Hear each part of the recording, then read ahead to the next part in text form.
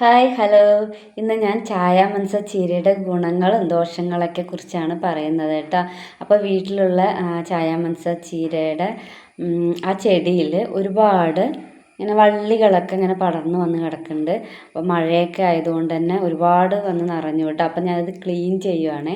അപ്പോൾ ഞാൻ വിചാരിച്ചു ഇതിൻ്റെ ഒരു വീഡിയോ ചെയ്യാം. അതിന് ഒരുപാട് ദോഷങ്ങളുണ്ട്, അതുപോലെ ഗുണങ്ങളും ഉണ്ട്.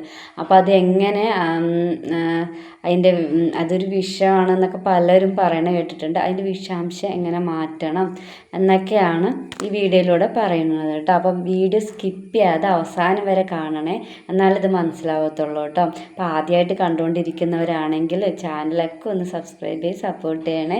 കൂടെ ആ ബെൽ ബട്ടണും കൂടി പ്രസ് ചെയ്ത് ഓൾ എന്ന ഓപ്ഷനും കൂടി ടച്ച് ചെയ്യണേ. അപ്പം നമുക്ക് നേരെ വീഡിയോയിലോട്ട് കിടക്കാം കേട്ടോ. ചായ മൻസ ചീര ഒരു വിഷമാണെന്ന് പലരും പറഞ്ഞ് അത് പലരും കഴിക്കാണ്ടിരിക്കുന്നുണ്ട് കേട്ടോ. ശരിക്കും വിഷമാണോ? ഇത് നമുക്ക് ഈ വീഡിയോയിലൂടെ കാണാം. ചായ മൻസ പൊട്ടിച്ച് കഴിയുമ്പോൾ ഒരു കറ വരും.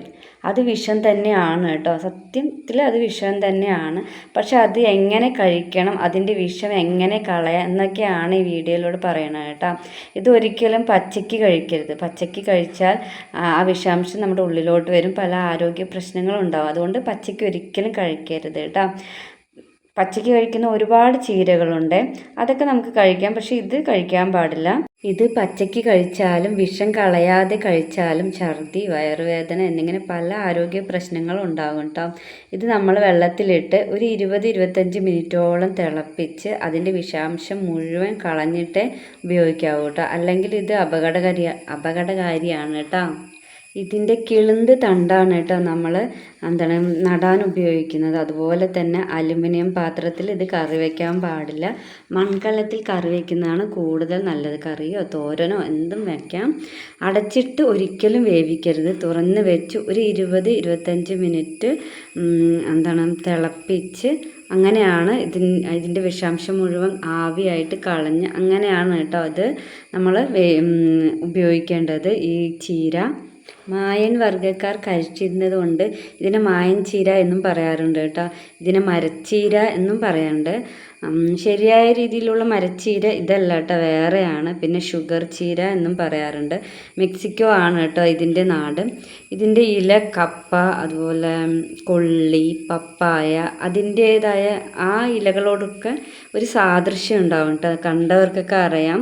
ഈ ചീരയെ സത്യം പറഞ്ഞാൽ ചീരകളുടെ രാജാവ് എന്നൊക്കെ വിശേഷിപ്പിക്കുന്നുണ്ട് കേട്ടോ.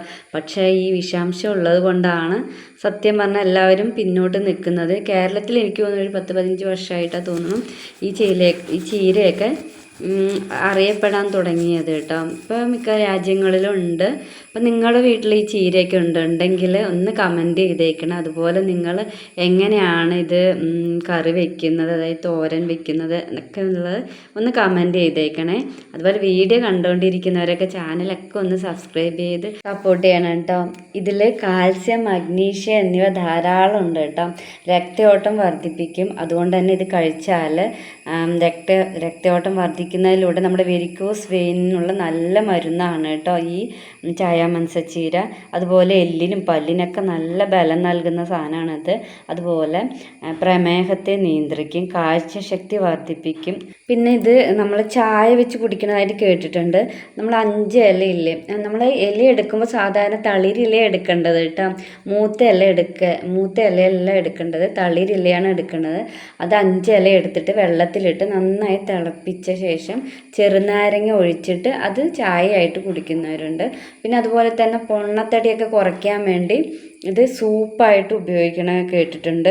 പിന്നെ ഗ്യാസ് പ്രോബ്ലം ഒക്കെ ഉള്ളവർക്ക് നല്ലൊരു മരുന്നാണ് കേട്ടോ ഇത്. പലരും ചോദിക്കുന്നത് ഇത്രയും ആരോഗ്യ പ്രശ്നങ്ങളുള്ള ഒരു ഇല എന്തിന് കഴിക്കണം, വേറെ ഇലകളൊക്കെ ഉണ്ടല്ലോ, ചീരയൊക്കെ ഉണ്ടല്ലോ എന്നാണ് കേട്ടോ. പക്ഷെ ഇത് നല്ല രീതിയിൽ ഉപയോഗിക്കുകയാണെങ്കിൽ ഒരുപാട് ഔഷധ ഗുണങ്ങളുള്ള ചെടിയാണ് കേട്ടോ ഇത്. നല്ല രീതിയിൽ നമ്മൾ അതിൻ്റെ വിഷാംശം കളയുകയാണെങ്കിൽ നമുക്ക് ഒരുപാട് ബെനിഫിറ്റ്സ് ഉണ്ട്. അത് പലരും അതിൻ്റെ ഈ ഒരുപാട് നേരം തിളപ്പിക്കാതെയും അങ്ങനെയൊക്കെ കഴിക്കുന്നതുകൊണ്ടുള്ള ആരോഗ്യ പ്രശ്നങ്ങൾ മാത്രമാണ് കേട്ടോ. അപ്പോൾ എല്ലാവരും കഴിക്കുകയാണെങ്കിൽ ഇത് നല്ല രീതിയിൽ വേവിച്ച് അതിൻ്റെ ഇലയുടെ അവിടെ ഒരു കറ ഉണ്ടാവും, അത് പൊട്ടിക്കുമ്പോൾ ഇല്ലേ ആ തണ്ടിൻ്റെ സൈഡിൽ, അപ്പം അത് പൊട്ടിച്ച് അത് നന്നായി കഴുകി കളഞ്ഞിട്ട് വേണം കേട്ടോ അത് ഉപയോഗിക്കുമ്പോൾ നമ്മൾ തളിരില നോക്കിയിട്ട് എടുക്കണം. നമുക്ക് കാണുമ്പോൾ അറിയാലോ തളിരില അത്രയ്ക്കും ഹാർഡായിട്ടുള്ളൊരു പച്ചപ്പ് വന്നിട്ടുണ്ടാവില്ല. അതുകൊണ്ട് മാക്സിമം എല്ലാവരും ഈ രീതിയിൽ വേണം കേട്ടോ ഈ ചായ മനസ്സ ചീര ഉണ്ടാക്കാൻ. അപ്പോൾ വീഡിയോ ഇത്രയൊക്കെ ഉള്ളൂ. ഇതിൻ്റെ ഗുണങ്ങളും ദോഷങ്ങളൊക്കെ നന്നായി പറഞ്ഞിട്ടുണ്ട്. അപ്പോൾ നിങ്ങൾക്ക് ഈ വീഡിയോ ഇഷ്ടപ്പെട്ടിട്ടുണ്ടെങ്കിൽ ഉറപ്പായും ഈ വീഡിയോയുടെ താഴെ ലൈക്ക് ചെയ്യുക, കമൻറ്റ് ചെയ്യുക. അതുപോലെ ചാനൽ സബ്സ്ക്രൈബ് ചെയ്യാത്തവരാണെങ്കിൽ സബ്സ്ക്രൈബ് ചെയ്ത് സപ്പോർട്ട് ചെയ്യണേ. അപ്പോൾ നല്ലൊരു വീഡിയോ ആയിട്ട് ഞാൻ വേഗം വരുന്നതായിരിക്കും. അതുവരയ്ക്ക് എല്ലാവർക്കും ബായ്.